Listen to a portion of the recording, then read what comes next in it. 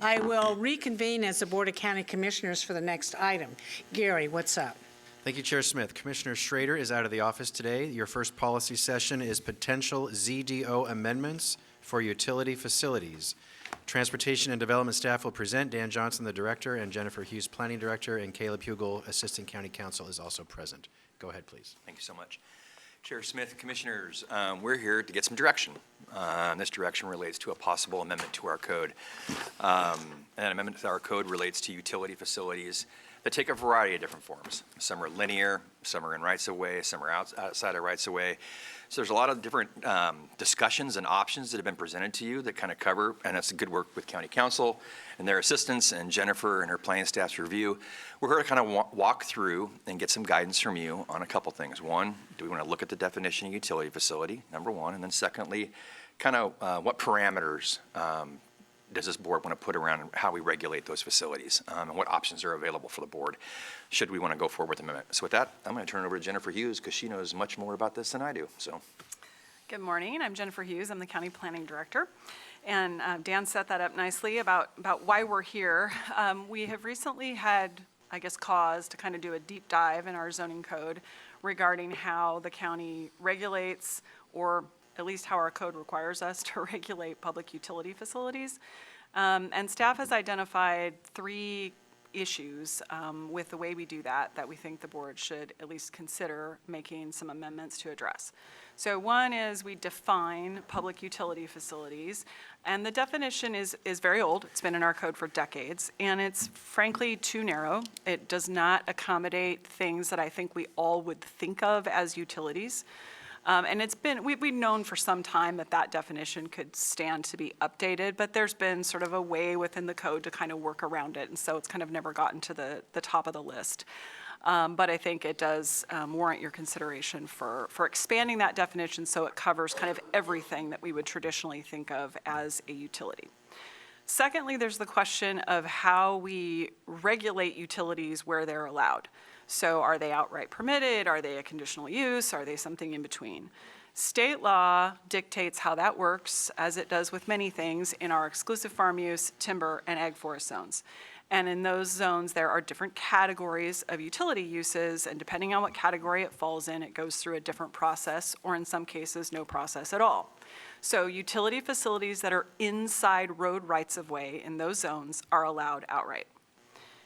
In zones not regulated by the state, our code does not contain those kinds of distinctions about different categories. It simply says, for the most part, public utility facilities are a conditional use permit. There's an exception for things like your service line to feed your house. You know, you're running your sewer line from the street. That's treated like an accessory use to the dwelling. So it's not 100% true that you need a conditional use permit. But for most things, the answer is you need a conditional use permit. Conditional use permits tend to be expensive, time-consuming, and they require a discretionary review process. So you're basically looking at, is this utility facility appropriate in a particular area? So that's kind of how that process plays out. Automatically goes to a public hearing before the land use hearings officer. Historically, we have processed those for things like sewer pump stations, water reservoirs, electric, substations, kind of things that we maybe think of as being a little more substantial in terms of utility facilities. We have not historically done that for utility lines, particularly in rights-of-way.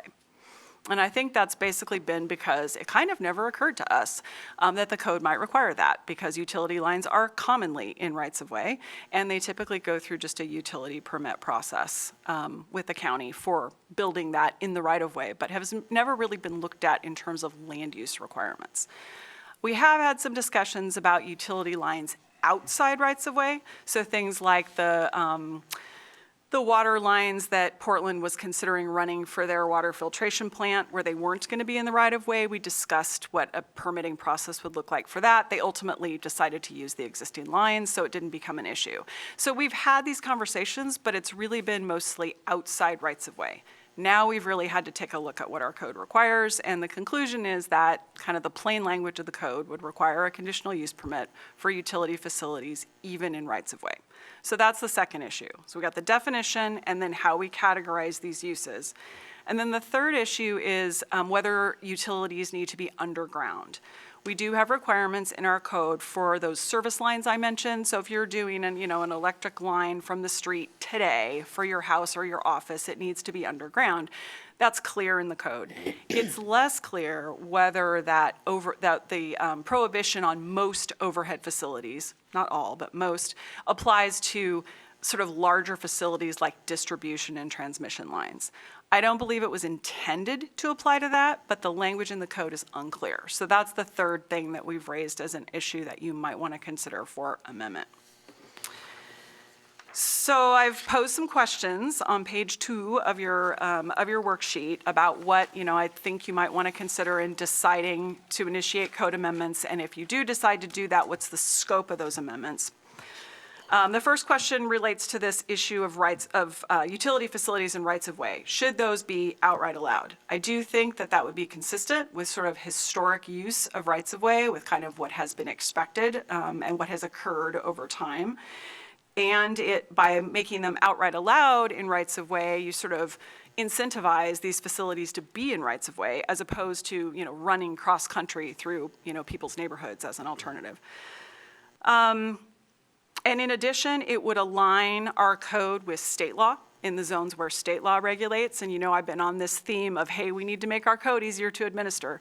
By treating these the same in every zone, it's easier for staff and it's easier for utilities to kind of navigate our code. So the second question is, should we have some, we could have some facilities in rights of way remain conditional uses.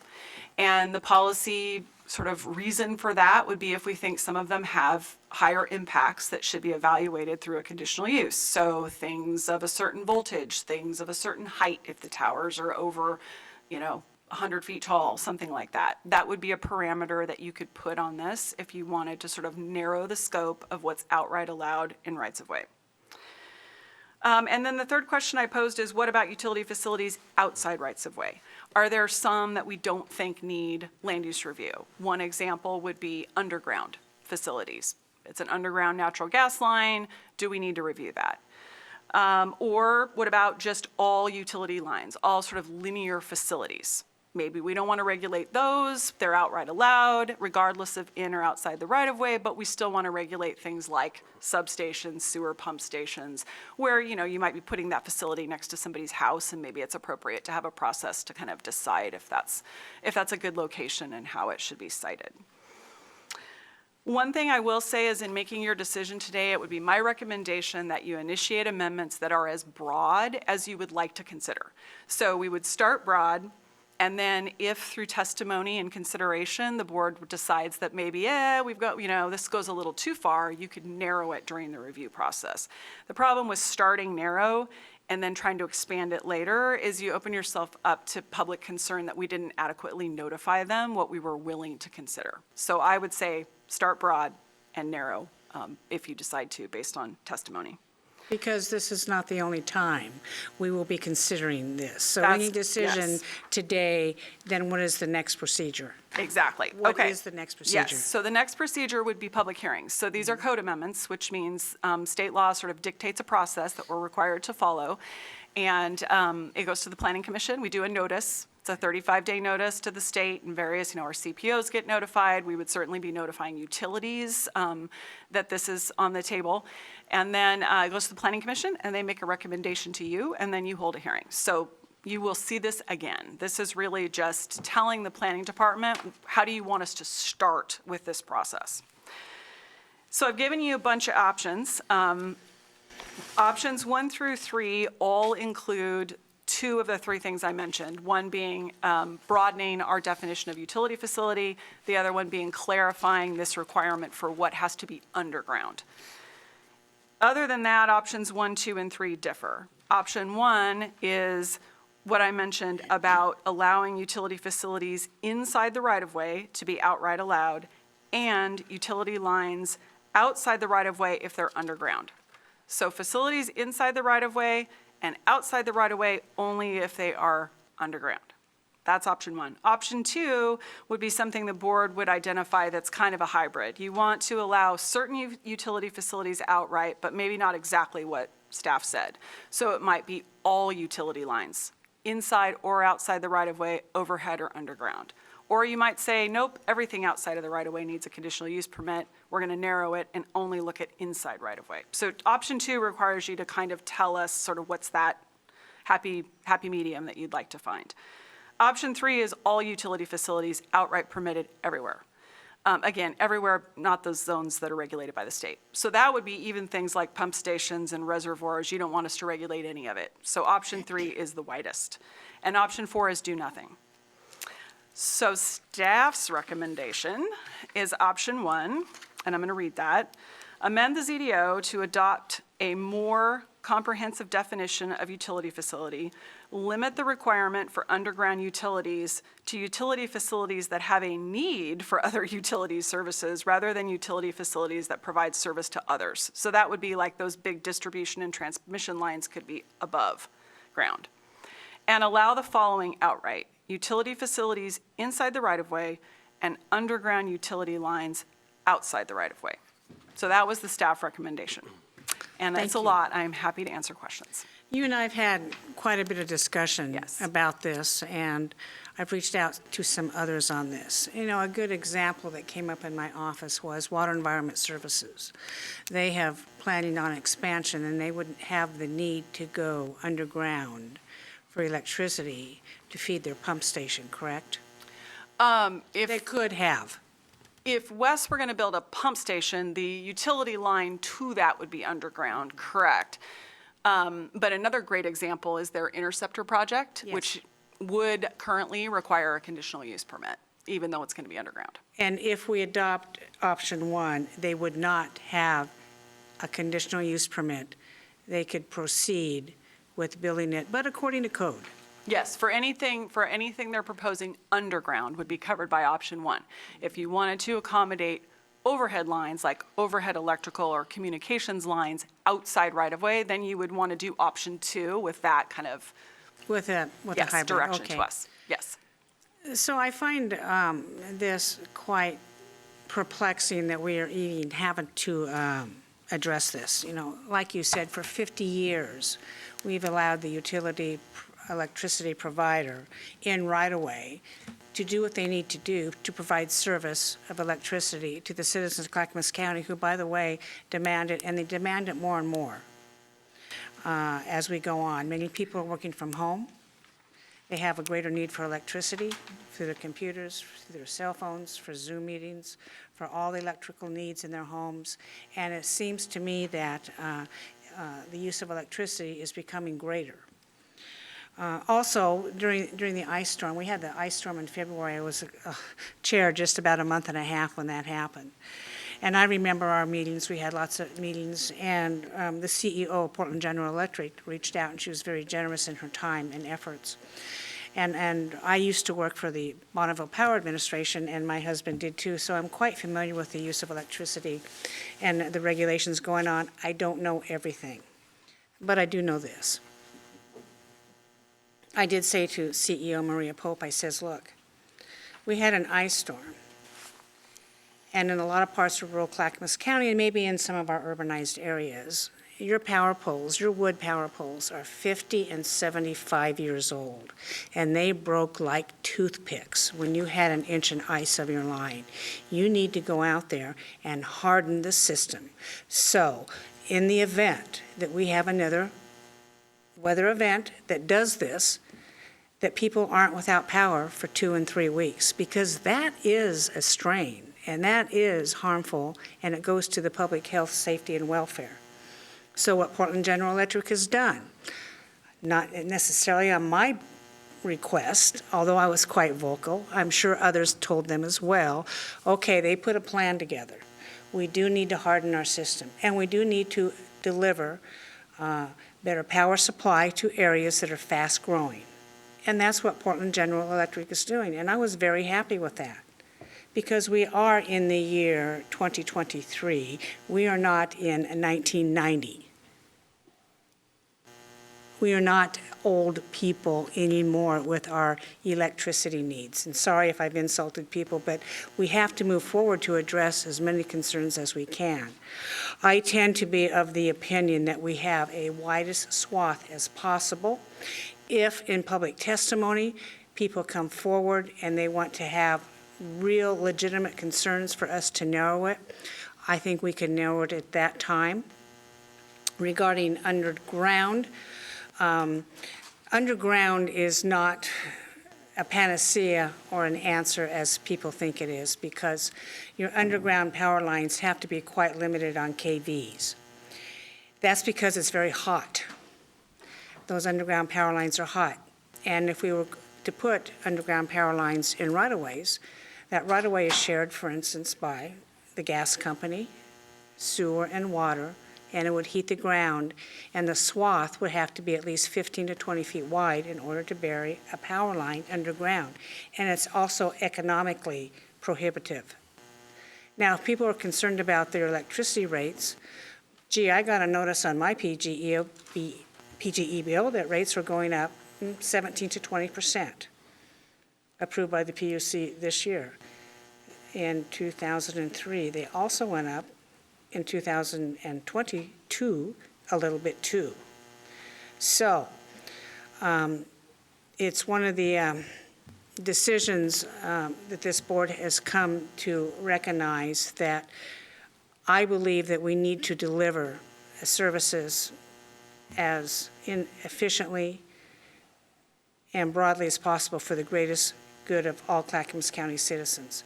Now, I understand Portland General Electric will be updating power lines in many other areas in Clackamas County, and we have always allowed use for right-of-way without a permitting process, and that's been going on forever, and I think maybe it was a surprise to me as well to know that we would have to maybe do some things differently. But my opinion today is to allow the widest possible use for this, keeping in mind that we'll have another shot at this, and if anybody in the community wants to submit written testimony in support or in additions to that, we can certainly consider that. I'll open it up to further commissioner communication. Commissioner Shull, you're up. Yes, thank you. Jennifer Hughes, should the board agree to your recommended option number one, would that mean that that all facilities and road right-of-ways would be allowed outright? Under option one? Right? Yes, that's Okay. correct. Next question is regarding should some facilities and right-of-ways remain a conditional use? If we pick option number one, who is going to decide which facilities would remain conditional use? The Planning Commission? So ultimately, the board would decide.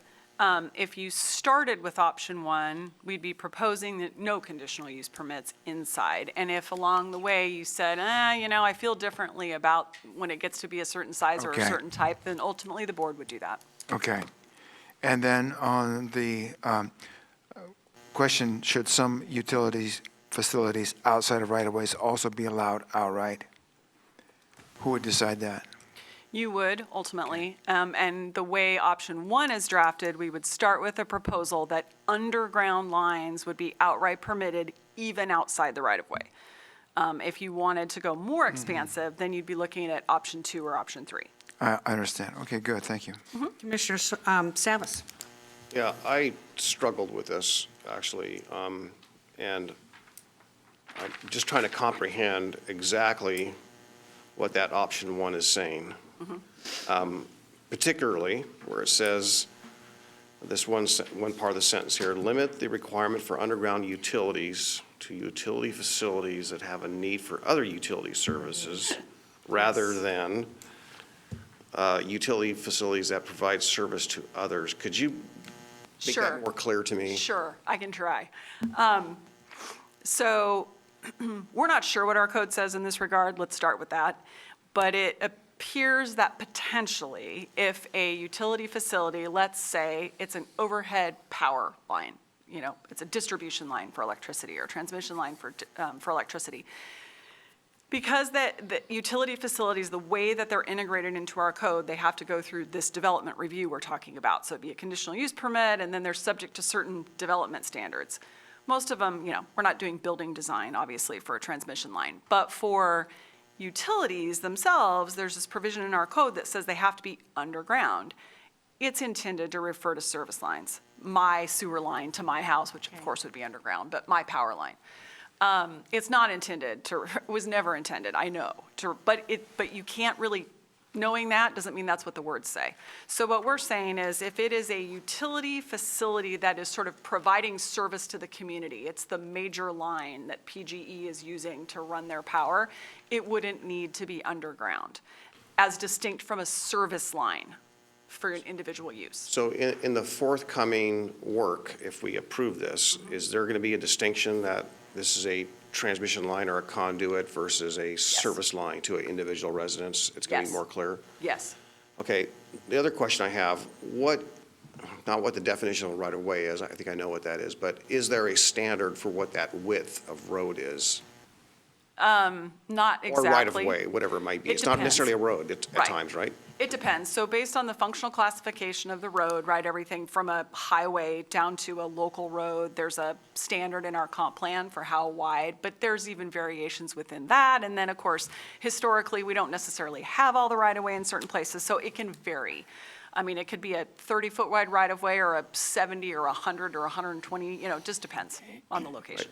So just my experience, whether myself or with others in the community over the years, I have found that, in order to do a project or an improvement on your property and you need to either access a water line or a sewer line or whatever it may be, that the complexity and expense of getting all the other utilities to move that becomes a burden sometimes to the homeowner, a significant one, or the contractor, therefore the homeowner who's paying the contractor. So I'm really sensitive to that. I'm also sensitive to the fact that another factor that comes in on some of these sometimes is an easement, right? You have the right of way, but on the property owner's side, they're subject to getting granted an easement or pressured or requirement to develop an easement. And some of those are sometimes called utility easements, right? So that part is where it starts to get a little wicked and more complicated. And I was subject to a ridiculous amount of utility easement on my property, which I got fixed. Took a long time, but I got fixed. But, those complications just add to, or there's the building cost of somewhat. So I'm just I'm not sure where I'm going to be on this today. I think in principle, I like it, but just to say outright allow all these things, we don't know what's coming down the line.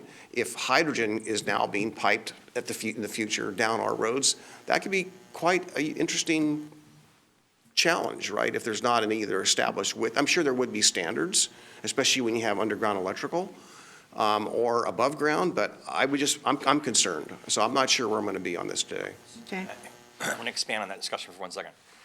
Get your mind out of the fact that the right-of-way has a road. All the right-of-way is a public interest in that area. And it's the public's interest and ability to put facilities in there, okay? The planning code does not deal with how those facilities commingle in that area.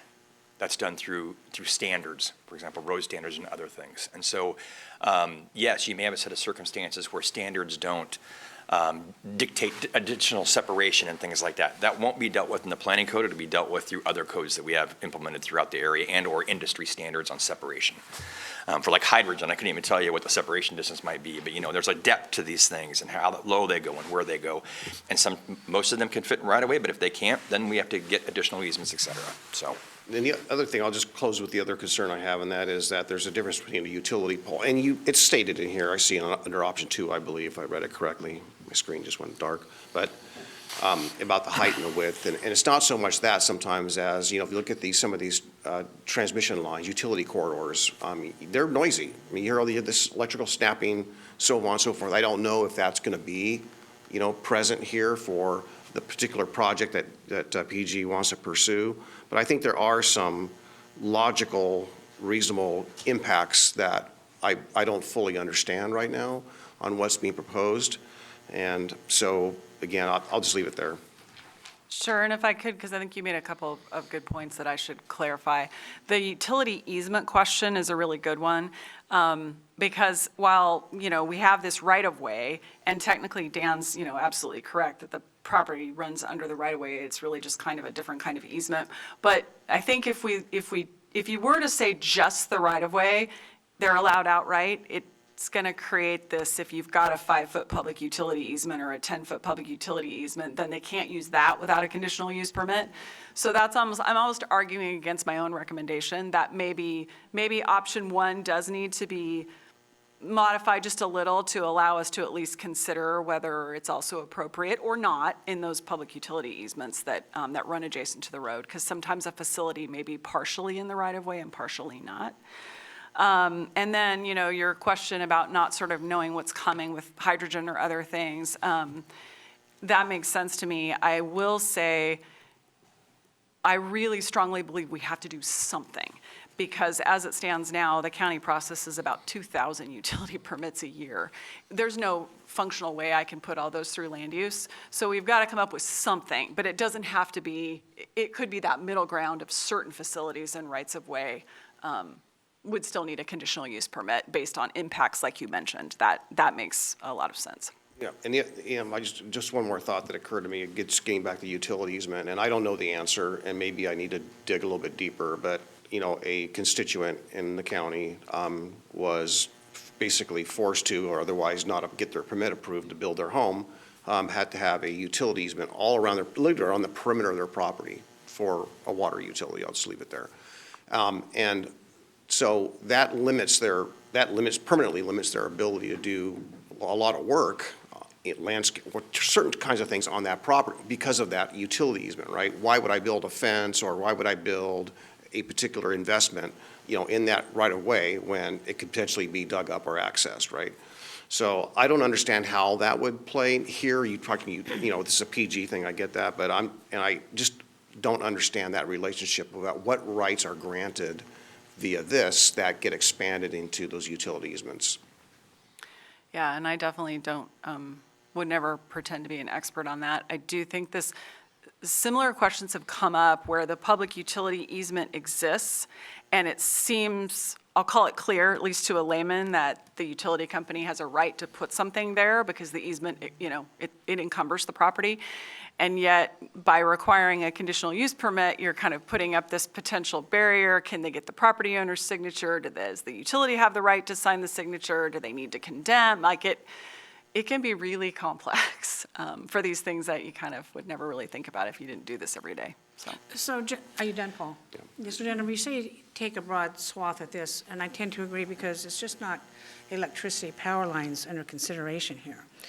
We have natural gas, we have telecommunications, both cable buried underground and overhead for telephone and internet, especially in our rural areas.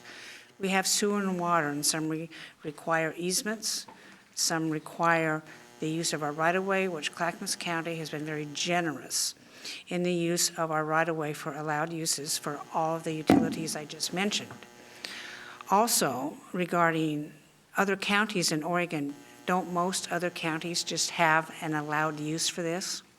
I don't know the answer to that. I can tell you that the memo that we received from PGE has given us some code citations to Marion County and Washington County that we will review, but seem to be saying that, yes, they allow them, at least in rights-of-way, outright. And certainly in EFU, TBR, ag forest type zones, that would apply statewide. I suspect, without being able to say for sure, that there's a lot of counties that are in our same boat we're in, which is it kind of never has occurred to us that we needed to sort of say this about what happens, in rights of way, because it's just been happening for 50 years. I think we're not going to be the only jurisdiction that's got this issue. And that's good to know, because some important questions are being raised. I also think, Commissioners, I would like to see a broadest use approved today, so we can go on to let staff write up what needs to be written up. It goes to the Planning Commission, and we have time to have people come in. Now, I don't think that this board and/or our planning staff can engage in this endeavor without bringing in the representatives of the people who provide these services, because we are not the provider here at all. We just happen to have some next to our roadways of right-of-way use, and we've always been very generous and somewhat liberal in the use of that. It's because it's what our citizens demand. They want to be able to turn on their television, they want to be able to turn on their internet and flick the light switch and have their electricity in their homes. And when you get down to the basics, That's what people want. And any way that we can make that available to our broad range of people in Clackamas County at the lowest possible cost, I do think that's incumbent upon us to do that. Commissioner Scholl. Okay, we're getting down there. I would like to see staff initiate amendments to the zoning and development ordinance with guidance that is in recommendation 1, but with a modification to include the comment that Commissioner Savas made about right-of-ways. Now, were you able to capture that? Or easements. So, let me just clarify. Our exchange kind of was this question of where you've got easements that exist, so sort of like the right-of-way ends, and maybe there's something beyond that. And are you suggesting we should at least consider treating facilities the same in those utility easements as we do in the right-of-way? Or are you looking to be more restrictive in the utility, No, in the not more easements? restrictive, but just, Okay. I'd like to see recommendation 1 modified to reflect Commissioner Savas's concern. Okay, Are you able to do that? yes, I think so. Okay. Well, then I support recommendation 1 with that modification. And what would that modification in language be today? Asking me? Yes. Okay, so I think that Commissioner Savas is maybe not sure he's in support, which is a little different than where we want to start. And I would say what we want to start with is saying option 1 plus utility lines, or maybe modify option 1 to say all utilities in rights-of-way and all utility lines outside of right-of-way. So that would accommodate these easements we're talking about, and the line could be overhead or underground. And then we can talk about what that all means as this plays out over the As we next get couple down months to the and try to little- address the concerns. Little tiny details to follow, Yeah. okay. That's what I would suggest. Okay, I would agree with that. Okay, I would too. perfect. And We then, can like do you that. say, we can always listen to what comes in, Yeah, what the objections are, what the support are. We have to have a starting point. Yeah. Correct. Commissioner Savas. Yeah, so I appreciate the effort, and so don't, I won't say don't go out of your way necessarily to try to understand what I'm trying to, because I still have a somewhat of lack of understanding, you know, and I'll word it a little bit differently. You know, if there is a right-of-way grant that, as we're talking about here, are there automatic rights for utilities to encumber properties in the means of utility easements that otherwise would be different? And so there's that. And the other piece is that, to me, there's a difference between a utility line going down there serving the community versus a utility line, I don't care what it is, water, I don't care what it is, utility line going down that same right-of-way that is really not serving the community, it's serving something farther, greater, grander, maybe not even in the county, right? So there's a big difference between that. You know, like pipelines, oil pipelines, you hear about that all the time. They're going to cut through all these. There's a big difference. I know that's not what we're talking about here, but does it open the door for that? That's really what I'm getting at.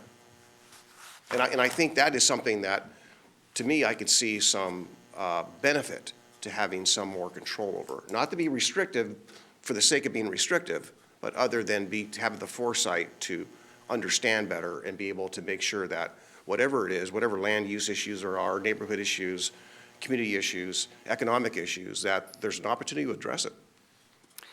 So that would be considering, you know, retaining this conditional use process for some types of utility lines. That's what I'm hearing you say. And I think you could continue to do that by narrowing this proposal if Commissioner Scholl's motion is approved today through the process.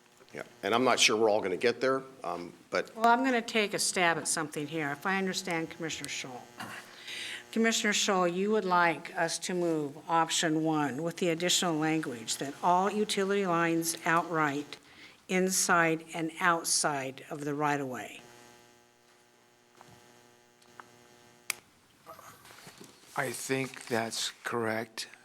Jennifer Hughes, does that ring a bell? Yes, that's what we were discussing, and it's the most expansive proposal short of saying, oh yeah, and we're also going to allow pump stations and Yeah. substations. So other than that, it's kind of the widest thing for you to consider through the process. Okay, good, Yep. thank you. Would you like to make a motion, Commissioner Scholl? Okay, hold on a second. One more time, that modification? Yeah, I think I will accept a motion to adopt option 1 with the additional language that all utility lines outright inside and outside of the right-of-way be considered. Okay, I would second that motion. Okay, Okay. okay. Commissioner Scholl has moved. We accept option 1 with the additional language that all utility lines outright inside and outside of right-of-way be considered, and Commissioner I'll second that. West has second that. Thank you very much. Now, additional comments. Paul, you raised really good points about going forward. However, we are not equipped or understand enough to do what needs to be the next step yet here today. And when you do bring those back, it's going to take some additional time and study on all of our parts.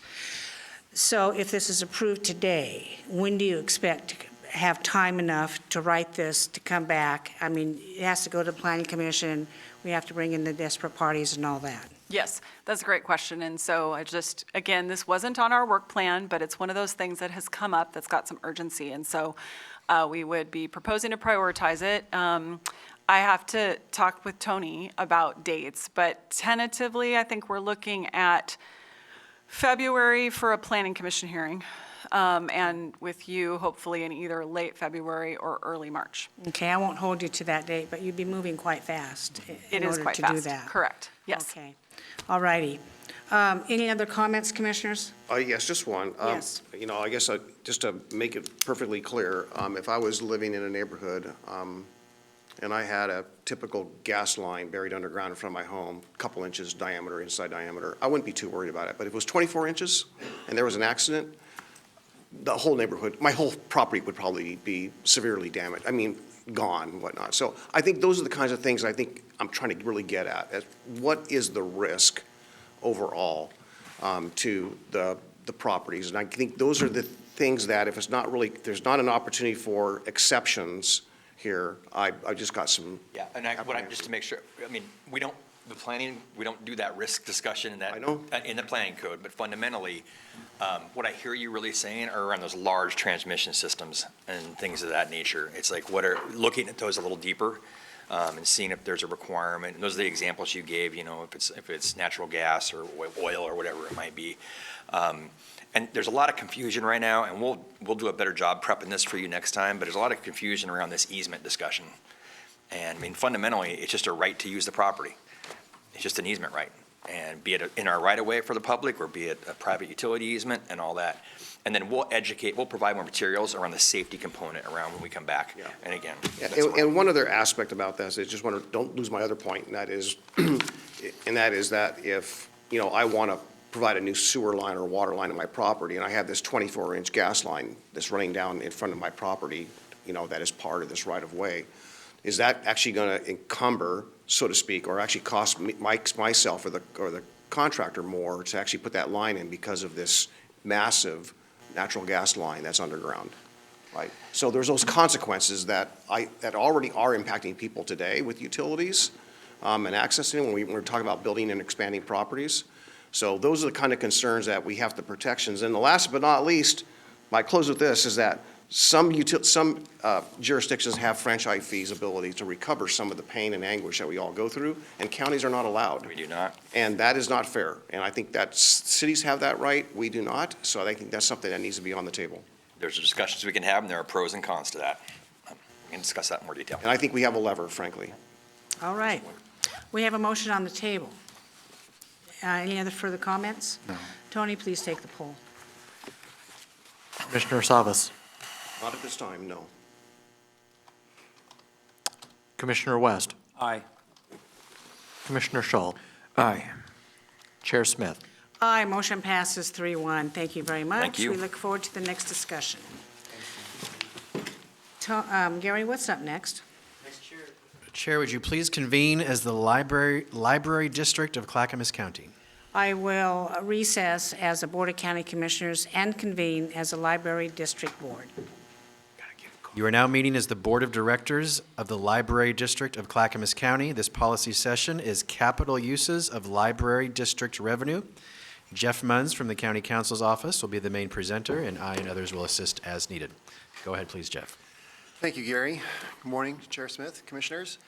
Yes, this policy session today is to discuss the appropriate uses of library district revenue, primarily the uses of those funds for capital purposes. As we have discussed in the past, this district was formed in 2008. They had a master order adopted by the Board of County Commissioners that describes the uses of those funds to provide a dedicated, stable funding source for the support of library services, to raise revenue, to provide sufficient funding to raise the service levels at all facilities to the most basic threshold level recommended by the Oregon Library Association. Those threshold standards then, of course, are what the libraries seek to achieve with the use of these funds. Those standards include governance, access, staffing, materials and services, technology, community involvement, and facilities. Many of those uses could involve the use of some capital funds. And this gets to the issue that's been here for quite some time, is what is capital and how can that be used by the library cities in providing these services? And this kind of split between maintenance and operations or services as well as capital. And it really kind of comes down to an accounting analysis, which I'm not an accountant, I'm an attorney, so the opinion you're getting is interpreting this from a legal perspective. Some of these could be capital, like for facilities. An example that's been used is what happens if a library's HVAC system goes out. Certainly that would be something that gets accounted for as a capital expense, but it's different than building a library, because you can't have the library doors open if you can't heat it so people can be in there. You need to keep the lights on. That's more of a services because you're paying for your electricity. But the facility, the systems that need to be present may be a capital expense. And I think in the context of providing services that meet these threshold level services, it could account for the use of these funds as a capital expense. And there's a number of examples we can use to show that, but that's kind of a simple one. Of course, the history of the district was that when it was formed, there was a capital district for the Estacada Library, which had bonds to pay for the construction of that library. And that's different, and the reason why this becomes a distinction is you can't tax people for the same service. Twice. Exactly. You can't have double taxation. So in that case, you had library revenue that would be used to provide for those services consistent with achieving this threshold level. But then they had bonds that constructed the facility. If they'd had a previous facility that they could have provided those in, then that still could be a difference because you're using these bonds for creating yet a new building. It's different. It's a different deliverable to the community. And so that would be the distinction. And so with that, that's the basic outline of what we have to discuss today. And I know there have been a lot of questions and kind of examples on how this could work, but I think that this has been the basic split is, can there be no use of these funds whatsoever for capital purposes? And how do you define that? Or could they be allowed? And I think if they're to be allowed, it would be doing it consistent with the standards that were adopted at the time of the adoption of the master order, which are those threshold standards. And that's most consistent. And then in order to do so, this board could consider the adoption of a board order, clarifying the position that the use of these funds could be for capital purposes if they were consistent with those threshold standards, as well as if you wanted to have a greater discussion with the library cities around what that means and what limitations or sort of guardrails on that. That would be best done through the master IGA in discussion with the other library cities in the library district of Clackamas County. Okay, you have two options presented to us today. Correct. And legal counsel has recommended option one, to work with the library cities to determine the best use of this money, correct? Well, I think it's twofold, but that is I'm just reading your recommendation. it's true, yes. Sorry, it's a broader discussion. I think that at this point, you don't have to adopt a board order, but I think the overall discussion needs to take place first with the cities about what this needs to be. And that's why the recommendation to work with the library cities to amend the master IGA is the recommendation, because I think it's a system-wide discussion. And obviously, by a good attendance today, a lot of folks that we work with on these issues have a lot of input as well. So we have a couple commissioners in here, but I just need to say, years ago, this county, I'm not sure who was on the board at that time, were you, Paul? Decided that the county did no longer want to be in the library business. And so, therefore, they created a system where the cities manage their own libraries. And I think it's worked very well. Also, with that caveat came the formation of the library district, where a tax was assessed on property owners to pay proportional share to each city. Additionally, I believe, Gary, was it $1 million was given to each library, each library in each city, and they could use that money at their own discretion. That is correct. One time only, county general funds. And back then, $1 million was something. It was not suffering the inflation pressures like we have today, right? And so the cities were very glad for that. They said, yeah, we can run it. You know, we've had some really good success with that. Yesterday afternoon, I had a chair and mayor's meeting with the county cities, and all but 2 mayors showed up for the meeting, and we had a very wonderful, robust discussion on what this board was going to consider here today. And I referred them to the paperwork, and I said, what do you want? Without hesitation, all the cities said, yes, we want control, and we will review the master IGA. And yes, we should be able to use the district funds for capital that supports the function of the library. And you make a good point, Jeff. It's like it's January, the HVAC systems goes out, and you can't heat your library. That goes directly to operations. Your lack of capital support of the infrastructure affects the operations. And I don't think we can be so blinded to the fact that a broad definition of operations needs to be considered, but it needs to be considered at the city level and what the cities want to do, and that is my opinion on that. And that's why I'm appreciative of the recommendation that the county council came, and it wasn't my recommendation, it's because our county council has been studying this for a very long time. We have some commissioners. I believe Commissioner Savas, were you up first? Yeah, I am, yes. So first of all, Chair, I have a hard stop here, probably about 11:55 or so, and I have a meeting, transportation tolling meeting I'm chairing at noon, so I can't go over. You gotta go have more fun. More pain and anguish, yes. So I will try to make my comments, and actually, if there is ample time, I have maybe a different motion, and I'll explain that later if given the opportunity. So I won't go into the long story how we got here. I was not on the board when the county commission considered the library district, but I was in the arena, if you will, at the C4 level when the cities were, back in 2004 forward, were hammering the county that the citizens in the unincorporated areas were not paying their fair share to use city services like libraries. So consequently, this city-driven effort, if you will, county was part of it, but it was city-driven. The city-driven effort basically led to the formation of the district, and the Estacada matter certainly put a snag in it. I appreciate legal counsel's nuance into, some interpretation of those limited uses that would be capital, sort of, but more maintenance, so I get that. But I can tell you, with attending all these library meetings for all too long, that that's not going to satisfy all the needs of all the cities, and that's not going to satisfy the concerns by some of the citizens, whether they live in a city or whether they live in the unincorporated areas. So, 10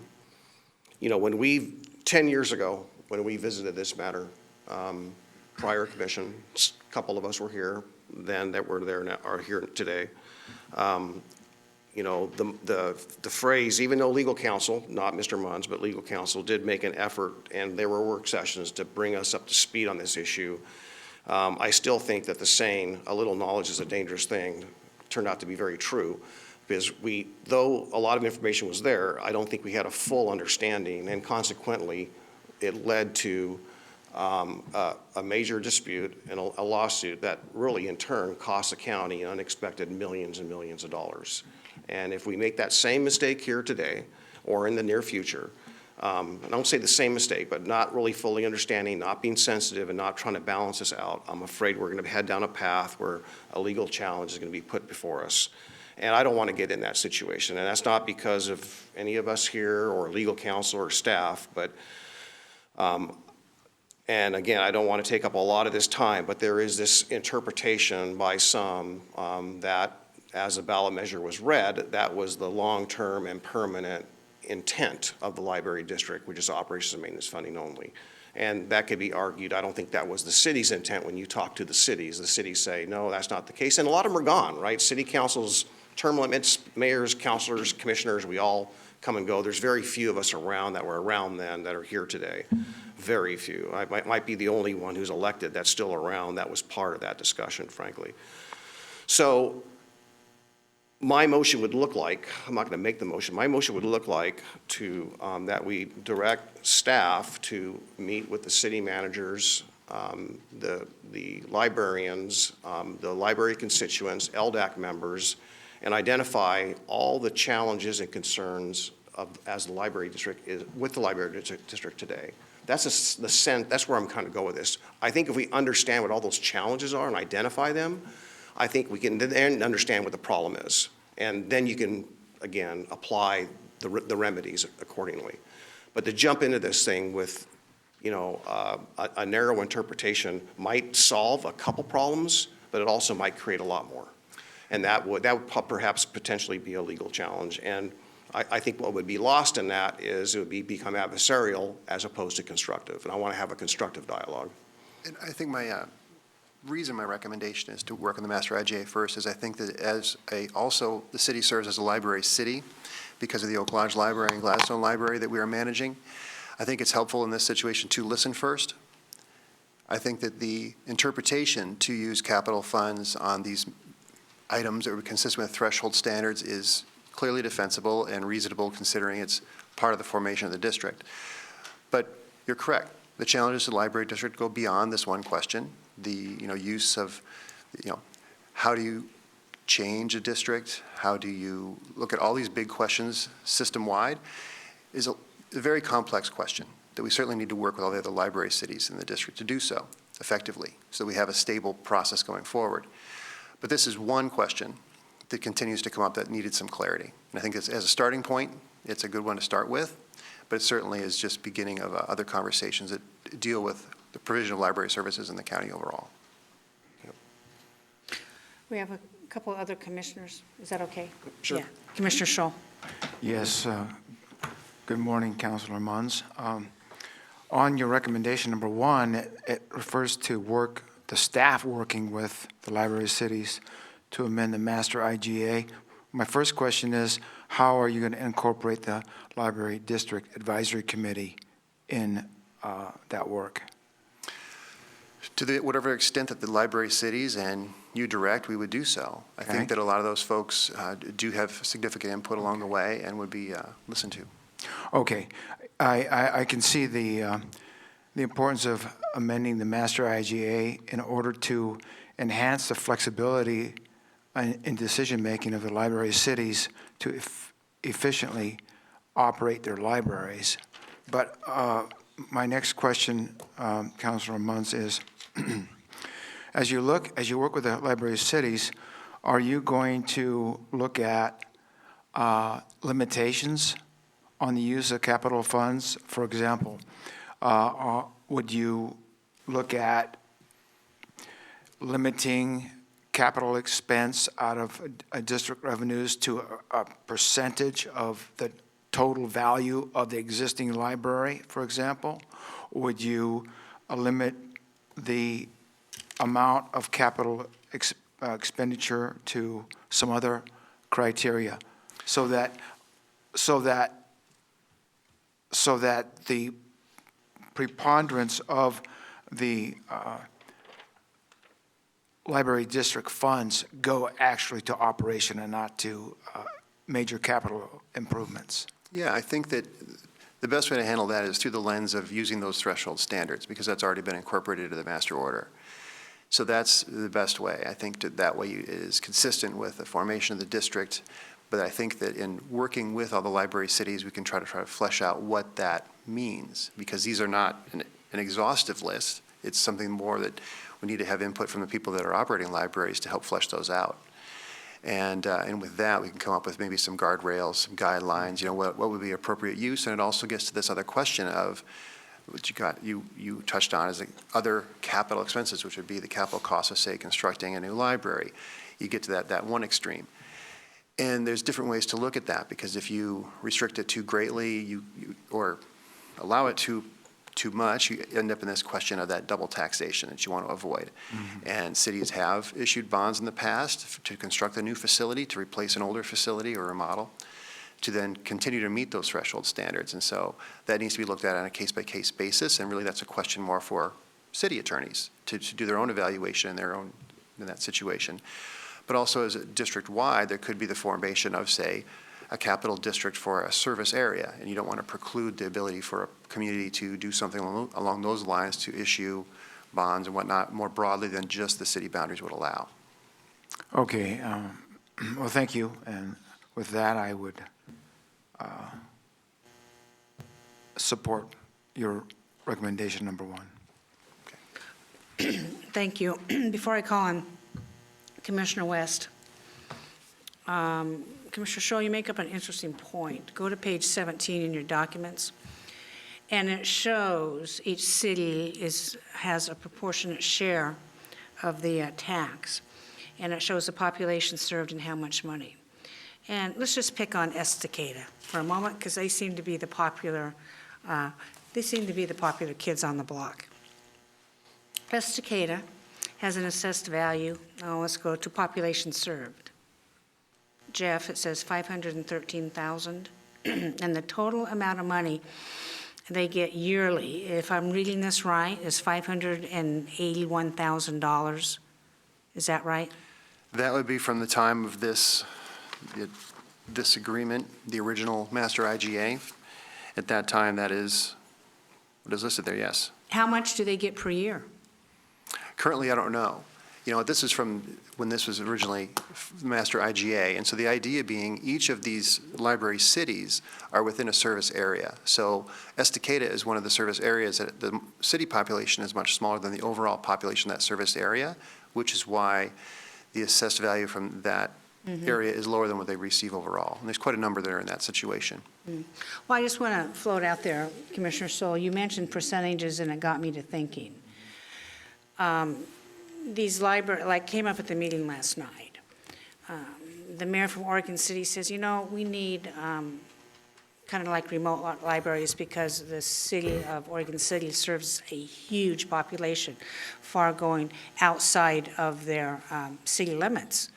People come in from the rural areas. And then the mayor of Molalla said, well, we understand that. We serve a huge district. In fact, we were able to use some of our ARPA dollars, and we bought a van. So we have a mobile library that goes to communities like Colton, who doesn't have a library, Beaver Creek, partway to Oregon City, partway to Canby, and almost at least halfway to Woodburn, and then other remote areas where we have schools out there. And he says it's become very popular.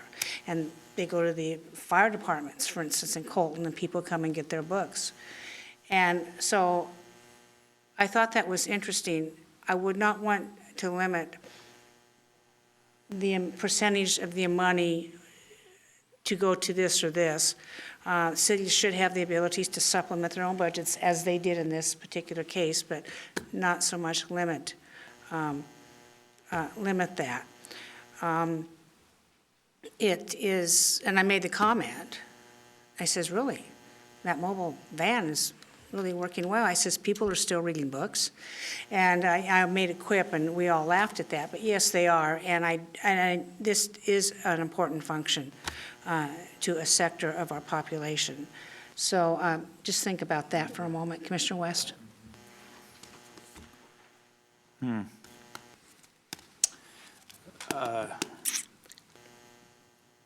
I don't know how often I get to keep using the new guy excuse, but I'm going to use it again today. I have to lean heavily on the staff recommendation, the legal counsel. But also, Chair Smith has been here and through this quite a bit more than I have, and also really, so has Commissioner Savas. One thing that's become maybe apparent to me coming in with new eyes is it feels like so many library issues seem to linger and drag on and linger from board to board and get inherited and snowball and become more of an issue. I understand, Commissioner Savas, your concern about not having all the information or being ready for this or potential liability to the county, which I want to be sensitive to. I mean, I would rely on your opinion on our legal liability as the legal expert. But I'm concerned that if we do another task force or we do another, let's get everybody together in the room again, and that draws out for another 2 more years and it becomes a kicking the can down. I guess I'm not fully understanding, Commissioner, your request, because if we can bring some clarity and bring some more broad appropriate uses for this funding, then that makes sense to me inherently. Please correct me if I'm wrong, Mr. Monzes. You cannot use the funding for capital to build new, really. It is facility, it's almost like facility maintenance so that you can have the programming in the building already invested in. Because I remember Commissioner Savas taking me to go look at the Gladstone Library, and I could put my hand through the wall. I mean, I could just dry rot, right? And so were these funds not allowed to use to make sure that the doors could be open? It would make sense to me that I would need a competent facility that was usable and safe, that the funding, that supports programming. So I guess that's part of the big question here is that even Commissioner Scholl was getting at is is there a percentage? How do we protect that? How do we make sure we don't go over the line and have additional risk and liability? I don't know if you could speak to that, if I'm hitting this on the head or if I'm off, or what, and also what is our liability, since that Commissioner Savas brought that up. Sure, and I think that the fact that you're struggling in some ways to come up with a question really gets to this core issue here, is that we have a very complex system and we have a master order that is very brief. A lot of these master orders and these districts will be formed with a lot more focus and direction and detail at the time. And ours is very simple, which has allowed for some flexibility. But I think when we look for that flexibility or look for that interpretation, we have to look at what documents you do have. And again, we go back to those standards. And so a lawyerly answer is, well, it depends. But I think that as we look at some of these examples, you have to provide a facility that can accomplish these standards. And I think then you have to look at what you have in your, what you have available to you as a city, or in our case as a county, to provide those services. And then what funding is appropriate to do so. And getting this, it's hard to say an outright ban, but I think it's kind of that outlier where it's different than the description that we have here. It's not like the threshold standards say you shall construct a building. These must be present there, and you have to take all of that together and do your own analysis on a case-by-case basis, really. And I'm sure that's what the cities have done, is they've done their work in constructing and modifying libraries. What we're doing now with Oak Lodge and Gladstone. Typically you use a lot of funds that are separate from the library district revenue to do so, and as we have for the Oak Lodge and Gladstone libraries. So it's a difficult question to answer directly because of just the scenario is different than necessarily the question we have before us today. But I think that it really gets to this conversation that we need to have, try to get more detail and more direction for everybody so we can avoid some of these questions lingering for a long time. And I think addressing this one head on is a good way to put it to rest, hopefully, or at least have a good conversation about how we can address it. And that's what we're looking for. So what is a legal concern, lawsuit concern was brought up today? Yeah, please advise us on our risk. Yeah, your risk assessment on this one would be, if you take action that is in violation of the master order, that it would be, maybe somebody would challenge that decision. If you were to promulgate a board order to interpret it, that's something that could also be submitted to court as a validation petition under 33710 to determine if action you have made is appropriate. Similar to what's happened in the Parks District with the City of Milwaukee. They took an action, they sought clarification from the court. That would be the risk, is the cost of going through that process. At the other end of the risk spectrum would be spending funds inappropriately and having that challenge and have to claw that money back and use it appropriately and consistently with the master order. So that's another risk as well. I'm concerned about community impact too, about perceptions and how that impacts like the whole, the local battle on an issue like this and what that does to community. Do you think that we are in strong position based on the language and your interpretation of the ballot measure, if we make this decision today, that it is right, it is legal? I think yes, interpreting the master order to include the threshold standards and using capital funds in a manner that could be deemed capital expenditures, consistent with those threshold standards, yes, that I think is solid. I think that on the other issues that you raise as far as, the public trust, perception, I think that's why my recommendation is the number one here, which is to work with the cities on the master IGA, because really this is a system-wide issue, and we are not the only organization in managing this, as opposed to, like, say, a county service district where we are in charge of that system, and we have a lot of other stakeholders. Here, we're working with all the cities in the county as well to do so. And so that's where I think getting to some of those less clearly legal concerns, but more overall concerns about how do we do this together is a primary focus, really. And that's why I have that as the first recommendation instead of promulgating a board order at this stage. Okay, thank you for your advice. I appreciate that. Thank you. I'm in agreement with Commissioner Scholl on the recommendation listed on option 1 because that is closest to what voters approved of, turning over the operations of libraries to the cities. And each city is different, and each city is in tune with their own constituency on the needs for that. If cities are able to offer more funds for whatever, that's fine. Now, we're not saying that you can take these district library funds and go pave a road or build a sidewalk. That's not appropriate. I would even submit paving a parking lot is not appropriate either. I'm talking about the core structure of the library. Can the libraries open their doors and give the service and what is needed to conduct a safe and healthy space to operate libraries? And some of our libraries in Clackamas County have not been able to do that. And so I do think there's a justification allowed for capital expenditures on certain things, but I don't think this Board of County Commissioners should be one deciding that.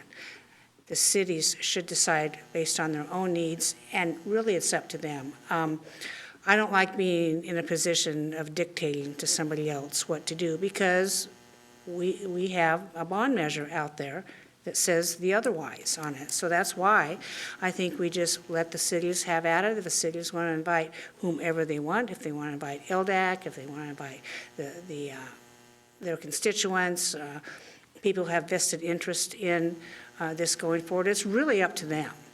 That's how I look at this. Commissioner Savas. Yeah, well, very little time. I'm just going to be brutally blunt, not to be discourteous, not to embarrass anyone, but that saying, light at the end of the tunnel is really not the end of the tunnel. It's really the train. It's going to come run me over.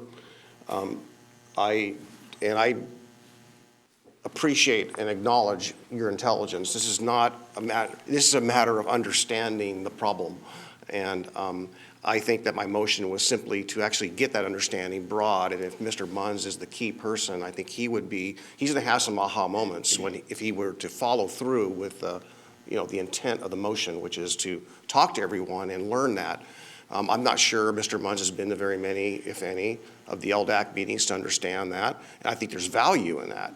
So this is not an attack towards anyone. It's just really a matter of getting ourselves educated so that we can actually come up with a solution. I think that what Mr. Munns offered is a creative solution, but it doesn't solve the key issues that the cities are facing with either library expansion, previous library expansions, and so forth. So it doesn't get to the core issue. It gets to some of it, but it doesn't get to all of it, and it's completely not really addressing the challenges of the district in itself. I have to run, but I just want to think that I think we ought to have a better understanding of what we're doing before we direct staff to do this. Thank you, Commissioner Savas. We have 2 other commissioners that'd like to speak. I'm sorry you have to go. Commissioner Scholl, you're up. The recommendation number 1, I believe, I'm hoping, that your work with the Library of Cities will result in a enhanced ability of the Library of Cities to efficiently operate their libraries and utilize their funds. The issue of expansion of libraries is a different issue than what we're talking about here. The issue of district economic funds, the tax rate, et cetera, is a different issue. I support your recommendation number 1 today, Councilor Muntz. Thank you. Commissioner West? So I'm really sensitive to Commissioner Savas's concerns. I wish I could ask him a few more questions, but here we are. This is just the lives that we live as commissioners. We're all over the place running around doing county business. I know that his meeting was very important for the county that he had to run off to, so, though I know he wanted to be here. I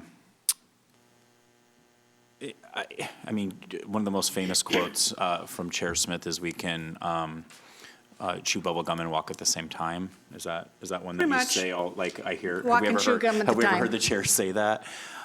While taking this step on this specific issue that you laid out, and I think it is, it just inherently makes sense to me, while also working to address all the other issues that you just bullet pointed out for us, Commissioner Scholl, and that I think that that Commissioner Savas has valid concerns for, and I'm sure that I'll have more conversations regarding this moving forward with Commissioner Savas. I mean, I'm inclined, based on the information that I have presented to me and your legal advice and the council staff and the team here, that I would support option 1 also. But it does sound like maybe we have a little bit more work to do and maybe parse out the Commissioner Savas's concerns. But that's kind of where I'm landing today based on like what's in front of me directly right now in this specific issue. And Chair, your leadership with the 16 different cities here in the county too, and conversations you've had with them. And in my limited experience being a city councilor in Wilsonville, dealing with our very own library in the city of Wilsonville effectively. And so I think that's where I'm landing right now, but I think there's probably a little bit further conversation down the road. Okay, Commissioner Scholl, I will entertain your motion. Yes, I move that the staff work with the Library Cities to amend the master IGA to clarify the appropriate use of library district revenue for capital expenses. I'll second. Commissioner Scholl has moved we approve option 1 to work with library cities to clarify the use of the master IGA for the libraries, and Commissioner West has seconded that motion. Any further discussion? Seeing none, Tony, please take the poll. Commissioner West, Aye. Commissioner Scholl, Aye. Chair Smith. Aye, motion passes 3-0. Thank you, Jeff. I think you have your work cut out for you. Well, in kind of response to Commissioner Savas, I certainly understand this is not the only issue. Yes, and then I am very much appreciative, but we do need to take an action with this and move on, because we have cities chomping at the bit, literally, to service the libraries, and they need certainty. They need legal certainty, and maybe they can get to it. Commissioner Scholl. I just wanted to say, the board can only clobber one dragon at a time. And thank you for that. Thank you for that, Dragon. So we appreciate all the library supporters coming in today. I know you all have opinions. You'll have an opportunity to express your opinions with your cities as we move forward on this. Gary, anything else? That is all for today, Chair. Seeing no further business before this Board of County Commissioners, we are adjourned.